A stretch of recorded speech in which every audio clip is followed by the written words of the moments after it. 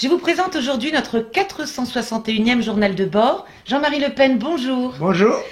Alors que Daesh vit ses derniers jours dans la ville nord syrienne d'Al-Bahr, Amnesty International accuse ouvertement Bachar el-Assad de crimes contre l'humanité quant aux supplices et exécutions qu'il imposerait aux prisonniers d'une prison du nord-est de Damas.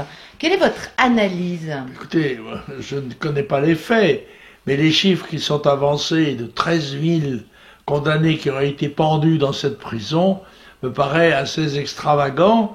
Et Amnesty International, on le sait, est une ONG, une organisation politisée qui a ses ennemis, ses amis et ses complices. Donc j'accueille cette information avec beaucoup de réticence, d'autant que le gouvernement syrien l'a furieusement démenti, j'ose dire. Bien, je vous remercie. Alors, les députés britanniques ont largement voté en faveur du Brexit. Cependant, la Chambre des Lords devrait toutefois s'exprimer dans la semaine avant toute possibilité de concrétisation. Un chemin de longue haleine, qu'en pensez-vous? Bien sûr, mais enfin, il y a un processus constitutionnel qui se déroule. Le Premier ministre britannique demande l'autorisation de la Chambre des communes, puis ensuite il y aura la Chambre des Lords. C'est un processus prévu, je crois qu'il doit se dérouler sur 2 ans, me semble-t-il, mais je crois que la résolution britannique de quitter l'Union européenne est irréversible. Alors, le décret migratoire de Donald Trump étant suspendu, celui-ci dénonce une justice politisée. Ça me rappelle quelqu'un, non? Oui, je crois que, si vous voulez, les pouvoirs, et en particulier le pouvoir sortant de M. Obama, conserve un certain nombre de partisans dans les organismes, en particulier judiciaires aux États-Unis, et ceux-ci font une espèce de guerre de retardement contre Trump. Ça me paraît évident. Bon, je pense qu'il finira par obtenir satisfaction dans la volonté qu'il a de protéger les États-Unis du phénomène migratoire, qui est un phénomène essentiel, qui va dominer la vie politique mondiale, en particulier en Europe, où nous sommes une des cibles principales de ces vagues migratoires qui ne vont cesser d'augmenter si nous ne les mettons pas bon ordre. Alors, pour revenir à la justice politisée, vous étiez de nouveau au tribunal hier. Ah oui, absolument. C'était un palais de justice où j'ai été mis en examen dans une affaire qui devrait faire rire le public, qui est celle de la Fournée. Bruel, oui, il fera partie de la prochaine Fournée. Oui. C'est évident que ce terme n'avait aucune connotation ni politique ni polémique, c'était simplement une mise au point, si vous voulez. Et un certain nombre de gens m'ont dénoncé, en quelque sorte, comme exprimant une pensée antisémite, puisqu'il s'agissait de Bruel et de Le Pen. Voilà, c'est ça. C'est presque automatique, si vous voulez. Bon, nous verrons ça. Un procès de plus qui viendra devant la 17e correctionnelle, probablement, une fois de plus. Mais là, je pense qu'il sera difficile, sauf ridicule, de me condamner pour cette expression. Oui, oui, en effet. Alors, l'affaire d'Aulnay-sous-Bois, mettant en cause des policiers suite à une arrestation musclée d'un jeune, enflamme les cités nuit après nuit, fait se déplacer le président de la République auprès d'un blessé. Quelle est votre analyse? Écoutez, c'est une affaire qui me paraît bien opaque. Il y a des images télévisées qui sont prises par des caméras de surveillance.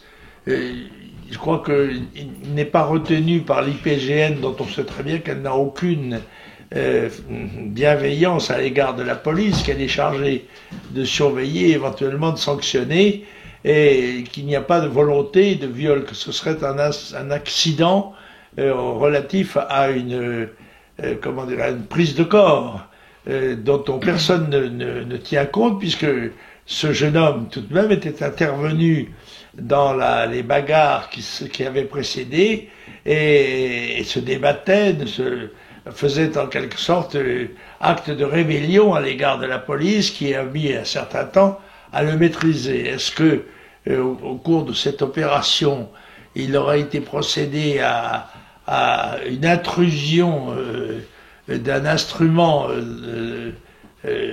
dans son corps, ça me paraît invraisemblable. Mais enfin, je ne sais pas, il y a une enquête, on verra ce qu'elle donnera. Je trouve ça absolument étonnant. Bien, alors une puce est désormais implantée dans la main d'employés d'une entreprise belge. Que pensez-vous de ce procédé? Écoutez, c'est une histoire belge, quoi. Que des gens se réjouissent qu'on leur mette sous la peau un élément d'identification qui permettra de les suivre comme des moutons ou des vaches.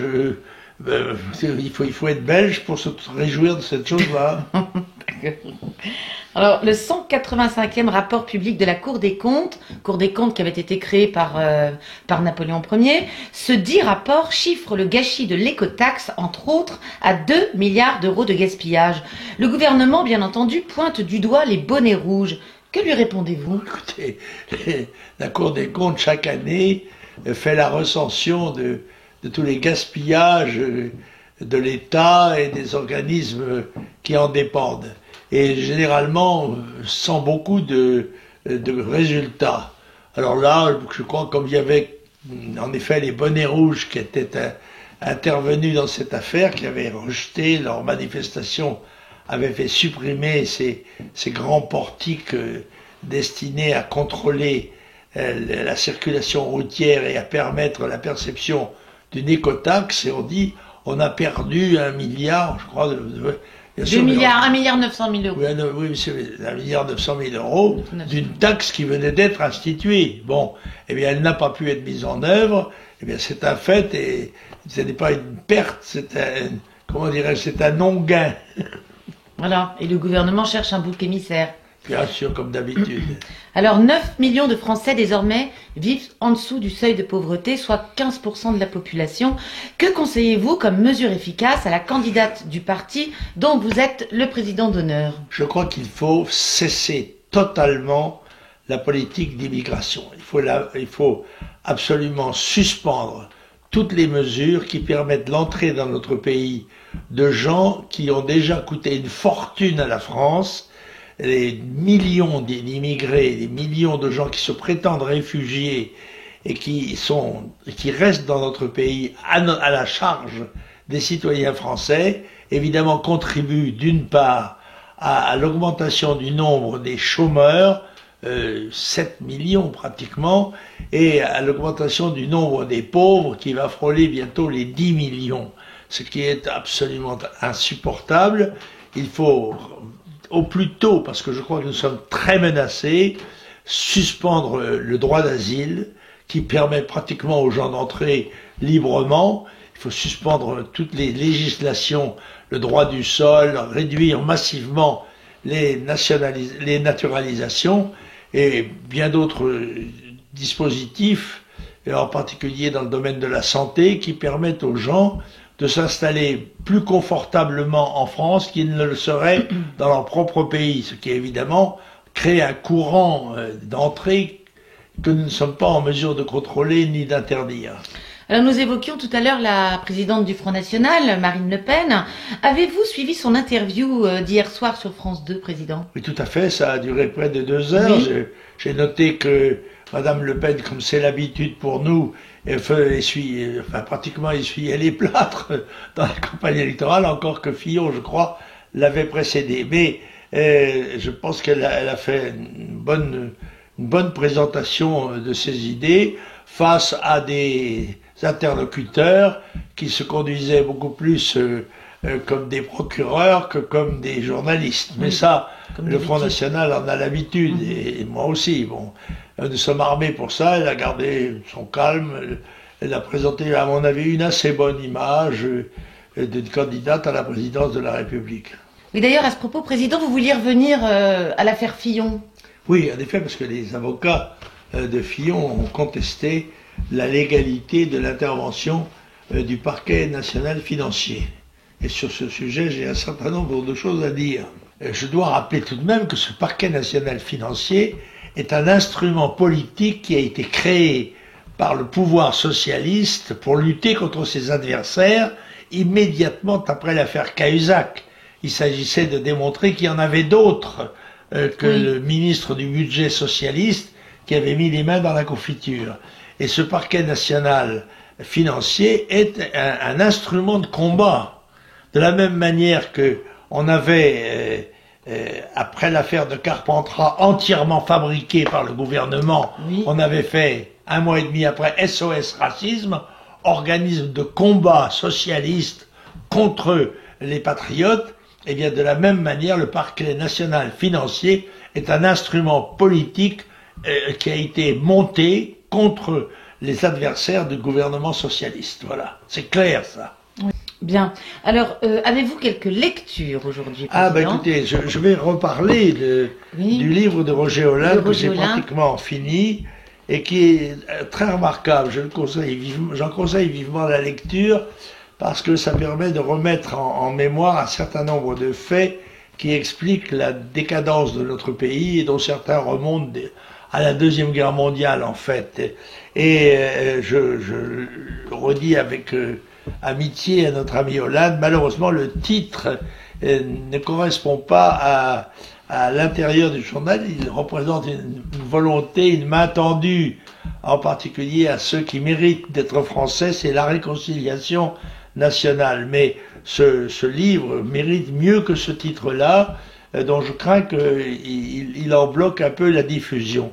Et en particulier, je recommande un chapitre qui est une lettre ouverte à Jamel Debbouze, qui est un petit chef-d'œuvre, un réquisitoire contre la pensée unique et les tendances, comment dirais-je, mea culpaesques de notre société politique.